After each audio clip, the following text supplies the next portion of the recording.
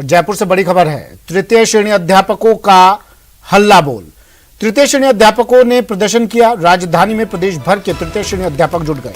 तबादले की मांग को लेकर ये लोग प्रदर्शन कर रहे हैं। बड़ी खबर जयपुर से।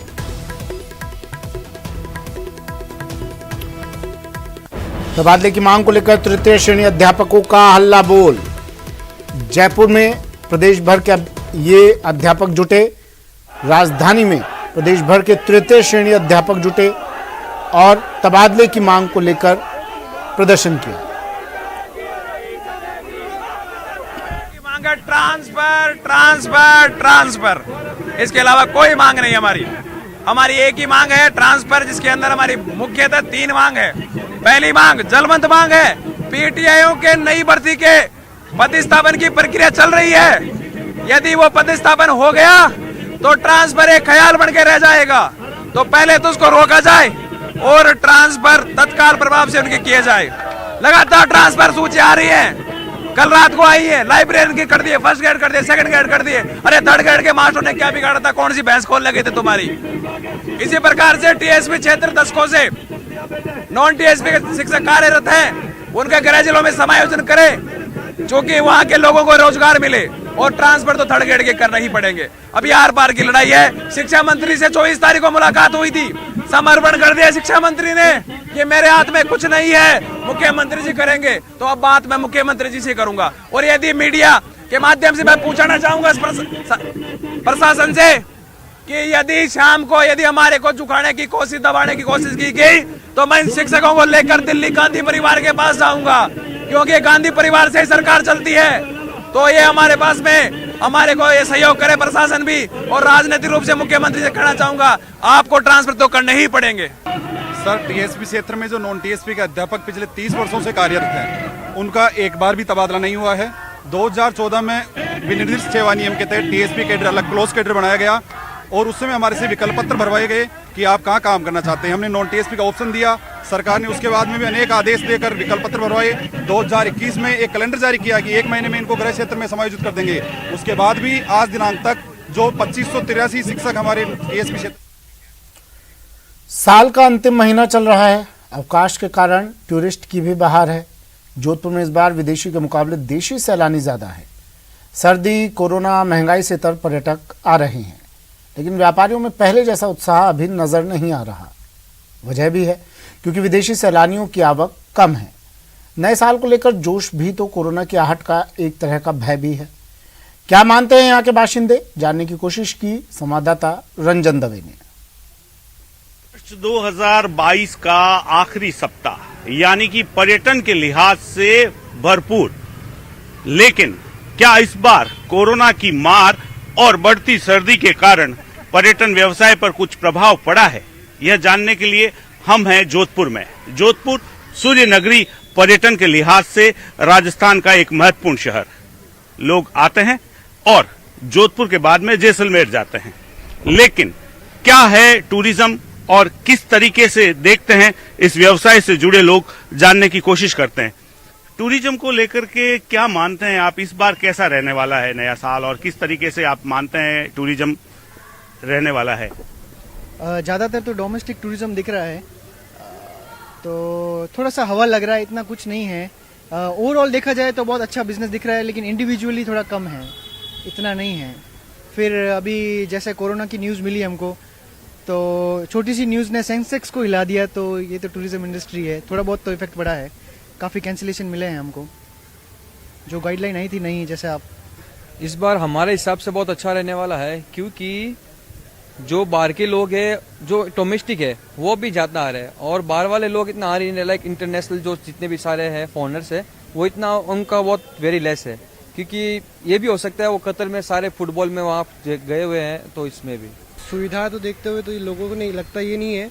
बट जैसे दीपक सर ने बताया हमें कि डोमेस्टिक पीपल बहुत ज़्यादा कम आ रहे हैं, लेकिन कोरोना को देखते हुए इग्नोर नहीं कर सकते कोरोना को, क्योंकि कोरोना पिछले साल भी जैसे कोरोना आया था, और इस साल देखते हुए चीन में ज़्यादा कोरोना वायरस फैल रहा है, तो हमें उसको इग्नोर नहीं करना चाहिए, क्योंकि कोरोना संक्रमण बहुत ज़्यादा फैल रहा है चीन में भी और भारत में भी।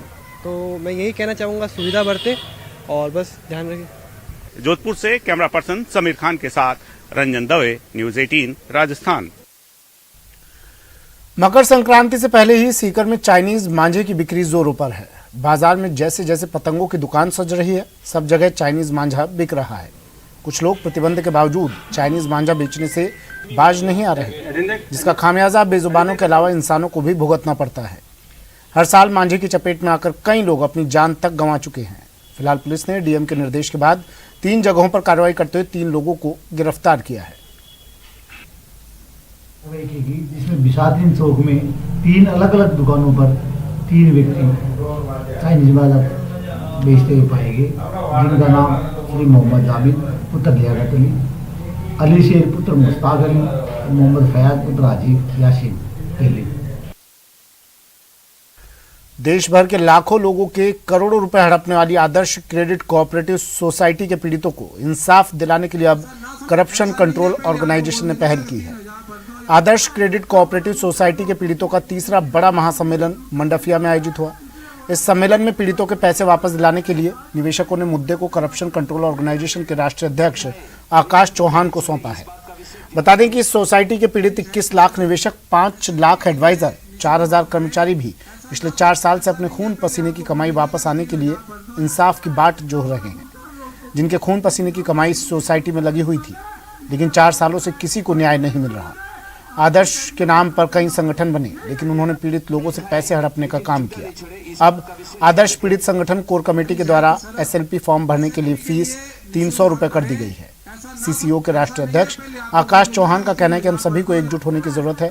यदि हम सभी संगठित हो जाएं, तो हम सभी मिलकर इस मुद्दे को समस्त भारतवर्ष में पूरे जोर शोर के साथ उठाएंगे। लेकिन कोई राहत किसी भी तरह से नहीं मिली है। न लिक्विडेटर हमारी बात सुन रहा है, न राज्य सरकार सुन रही है, और न केंद्र में। हमारा वित्त मंत्री से लगा के सहकारिता मंत्रालय तक, माननीय अमित जी शाह तक हमने हमारे ज्ञापन पहुंचाए हैं, और लोकसभा में इस मुद्दे को सांसद महोदय ने कई बार उठाया। सर, हमारा एक पैनल बना हुआ है, हमने एक रजिस्ट्रेशन एक संस्था बनाई है। उस संस्था के माध्यम से हमने एक करप्शन कंट्रोल ऑर्गेनाइजेशन संस्था के राष्ट्रीय अध्यक्ष श्री आकाश चौहान जी से बात हुई थी, तो उन्होंने पूरा आश्वासन दिया है इस मुद्दे को पूरी जोर शोर से उठाएंगे। ये चाहे राजनीतिक मुद्दा होगा तो उस तरीके से भी उठाएंगे, अगर लीगल वे में जाना पड़ेगा उसके लिए भी पूरी तैयारी का रूपरेखा दे दी गई है। और यहाँ आज हम सब जने इकट्ठे हुए हैं। एक तो SLP लगाने का निर्णय लिया है, दूसरा फॉर्म भरने का निर्णय लिया है, जिससे हमें कम से कम पैसे में अर्जी लगा सके सुप्रीम कोर्ट में। गोल्डन सिटी आने वाले पर्यटकों को अब एडवेंचर का एक नया और अनूठा अनुभव सब में मिलेगा। राजस्थान पर्यटन विकास निगम द्वारा पर्यटन को बढ़ावा देने के उद्देश्य से हेलीकॉप्टर जॉय राइड की शुरुआत की जा रही है। हेलीकॉप्टर जॉय राइड का शुभारंभ आज RTDC सम से विधिवत रूप से किया जाएगा। CM अशोक गहलोत और पर्यटन मंत्री विश्वेंद्र सिंह वर्चुअल माध्यम से इसका शुभारंभ करेंगे। इस नवाचार से पर्यटकों को जैसलमेर के नैसर्गिक सौंदर्य को आसमान से निहारने का मौका मिल सकेगा। वहीं स्थानीय स्तर पर रोजगार के भी अवसर बढ़ेंगे। हेलीकॉप्टर की जॉय राइड सब में उड़ान भरेगी, जिसके बाद 8 मिनट आसमान की सैर के बाद इसे वापस उतारा जाएगा। इसके लिए पर्यटकों को करीब 7,000 रुपये खर्च करने होंगे। एक बार में 6 लोग इसका आनंद उठा सकेंगे। और मैं आशा करता हूं कि हेलीकॉप्टर से जो ये फर्स्ट टाइम जो जॉय राइड जो सम के धोरों में हो रही है, आप सब उसका आनंद ले पाएंगे। जो भी बाहर से टूरिस्ट आ रहा है वो उसको एंजॉय कर पाएगा। स्पेशली मैं RTDC और राजस्थान गवर्नमेंट को थैंक्स बोलना चाहूंगा कि उन्होंने एक नए इनिशिएटिव को पहली बार जैसलमेर के अंदर शुरू किया है। बहुत ही खुशी की बात है कि जैसलमेर में पर्यटकों के अनुभव को बढ़ाने के लिए एक और नई सौगात राजस्थान सरकार द्वारा दी गई है, और हम पर्यटन व्यवसायी होने के नाते हम तहे दिल से आभार व्यक्त करते हैं राजस्थान सरकार का, जिला प्रशासन का, माननीय विधायक महोदय का, जिन्होंने सराहनीय पहल करके और जैसलमेर में इस तरीके की शुरुआत करी है। बुलेटिन में फिलहाल इतना ही। दीजिए इजाजत। नमस्कार।